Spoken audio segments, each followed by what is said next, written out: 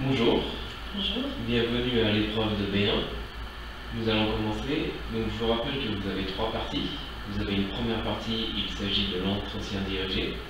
Deuxième partie, il s'agit de l'exercice en interaction. Je vais vous demander de choisir deux sujets et nous allons le faire ensemble. Et la troisième partie, il s'agit du document que vous avez déjà préparé auparavant. Est-ce que vous êtes prête? Oui. Ok. Alors je vais commencer par vous poser quelques questions. Pourquoi est-ce que vous étudiez le français? J'étudie le français pour partir en France étudier. D'accord. Comment vous avez étudié pour le B1? J'ai étudié dans une académie pendant quelques semaines. D'accord. Est-ce que ça a été difficile? Quels ont été vos points difficiles pour préparer cet examen?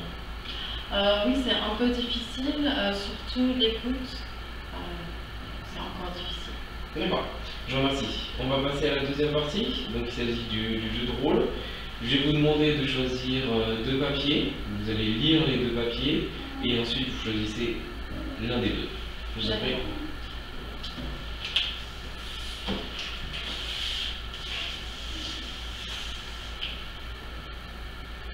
Oui, j'ai choisi ce sujet. D'accord, le sujet numéro 4. Donc je vous rappelle le sujet. Vous avez acheté un téléphone portable dans un grand magasin. Vous arrivez chez vous, vous vous rendez compte qu'il ne fonctionne pas. Vous retournez à l'accueil du magasin avec votre ticket de caisse et la garantie pour faire réparer l'appareil ou le changer. Je vais jouer le rôle du vendeur, vous jouez le rôle de la cliente. Vous êtes prête? Oui, d'accord. Bonjour madame. Bonjour. Est-ce que je peux vous aider? Oui, j'ai un problème avec mon téléphone. Il ne marche pas. D'accord. Quand avez-vous acheté le téléphone? Hier. D'accord. Est-ce que vous avez gardé le ticket de caisse avec vous? Oui, je l'ai ici. D'accord. Est-ce que vous pouvez m'expliquer les symptômes du téléphone? Qu'est-ce qui se passe pas? Je n'arrive pas à l'allumer. Vous avez déjà réussi à l'allumer une fois? Non. D'accord. Je peux vous proposer, j'ai deux solutions. Je vous propose soit de changer la batterie, ou alors, vu que vous avez acheté sous 48 heures, je peux changer le téléphone complètement. Qu'est-ce que vous voulez? Je préfère changer le téléphone, s'il vous plaît. D'accord. Donc je vais vous prendre le téléphone et le ticket de caisse, s'il vous plaît. Oui. Merci. Je reviens dans 2 minutes et je vous ramène tout ça. D'accord. À tout à l'heure. Oui, merci. Ok. Très bien. Nous allons passer à la troisième partie. Donc il s'agit de la présentation du document. Vous avez choisi quel sujet, s'il vous plaît? Le numéro 7. Alors le numéro 7, d'accord. Il s'agit de parents et jeunes adultes qui payent quoi? Je vous laisse présenter votre exposé et après je vais vous poser quelques questions. Allez-y. Donc oui, le titre du texte est Parents et jeunes adultes qui payent quoi? Il a été publié dans le journal La Croix en août 2007. Le texte parle des parents qui payent les études et le loyer de leurs enfants à l'université et de la limite de cette aide. Par exemple, des parents ont obligé leur fille à travailler quand elle a arrêté ses études. Je suis d'accord avec l'idée du texte. C'est important que les parents aident leurs enfants. En Corée, les études sont très chères et c'est difficile de travailler en même temps. Donc les parents pensent que c'est normal de payer les études ou d'aider leurs enfants. En plus, quand on a un job étudiant, c'est non seulement difficile et fatigant, mais ce n'est pas très bien payé. Et on a moins le temps d'étudier ou de se concentrer en cours.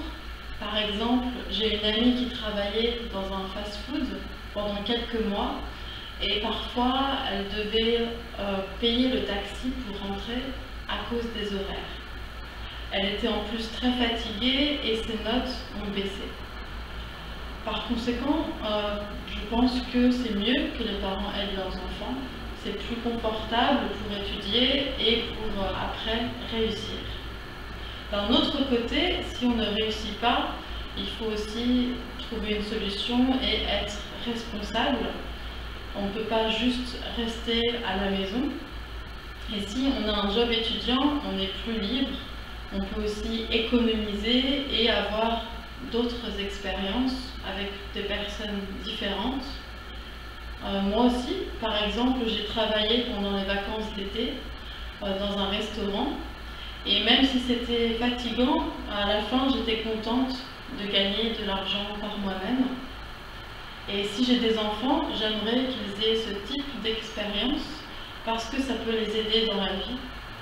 Mais je ne veux pas qu'ils abandonnent leurs études pour ça. Pour conclure, si la famille a assez d'argent, je pense qu'il faut aider son enfant pour les études et réussir, mais aussi le rendre responsable en travaillant. D'accord, je vous remercie. Est-ce que vous pensez que étudier et travailler, ça peut mettre en danger les études de l'enfant?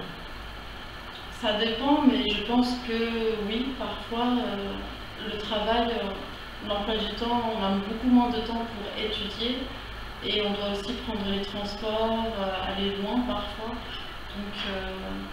D'accord. Quelle est la tendance parmi les jeunes? Est-ce que c'est plutôt les parents qui payent ou est-ce que les jeunes vont directement au travail? Je pense en Corée, c'est peut-être 50-50. Oui, beaucoup de parents payent tout pour leurs enfants pour que ce soit plus confortable, mais d'autres doivent travailler un peu ou décident de travailler juste pour être plus indépendants. D'accord. Est-ce que vous pouvez me donner des exemples de petits boulots? Oui, par exemple, donner des cours particuliers pour les lycéens ou collégiens, ou alors travailler dans un café. Donc, c'est un peu cool. D'accord. Très bien. Je vous remercie. Nous avons fini l'examen B1. Merci. Je vous en prie.